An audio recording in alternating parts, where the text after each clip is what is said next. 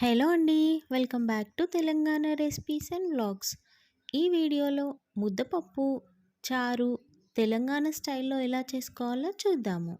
ముందు ముద్దపప్పుకి ఒక కప్పు కందిపప్పు తీసుకొని 2 కప్పులు నీళ్లు పోసుకొని అందులో కొన్ని ఎల్లిగడ్డలు, కొంచెం జీలకర్ర, కొంచెం పసుపు, కొంచెం నూనె వేసుకొని విజిల్ పెట్టుకోవాలి.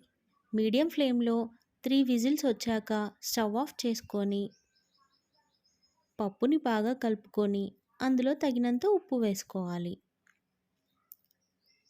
అంతే అండి, ముద్దపప్పు రెడీ. ఇప్పుడు చారుకు కావాల్సినవి కొంచెం చింతపండు నానబెట్టుకొని ఎండుమిర్చి, ఉల్లిగడ్డలు, దంచిన వెల్లుల్లి రెడీగా పెట్టుకోవాలి.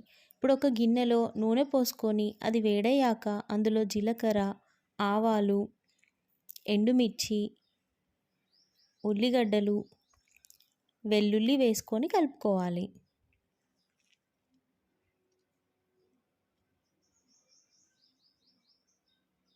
కొంచెం పసుపు, కొంచెం మెంతి పొడి వేసుకొని కలుపుకోవాలి. ఇప్పుడు చింతపండు నానబెట్టిన రసాన్ని ఇందులో పోసుకోవాలి.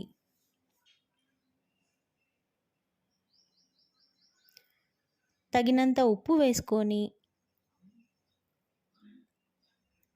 కరివేపాకు వేసుకొని మనకు నచ్చిన క్వాంటిటీ అంతా వాటర్ పోసుకొని కొన్ని మిరియాలు వేసుకొని మూత పెట్టేసి హై ఫ్లేమ్లో ఒక 10 మినిట్స్ చారు మరగనివ్వాలి. అంతే అండి, తెలంగాణ స్టైల్ చారు.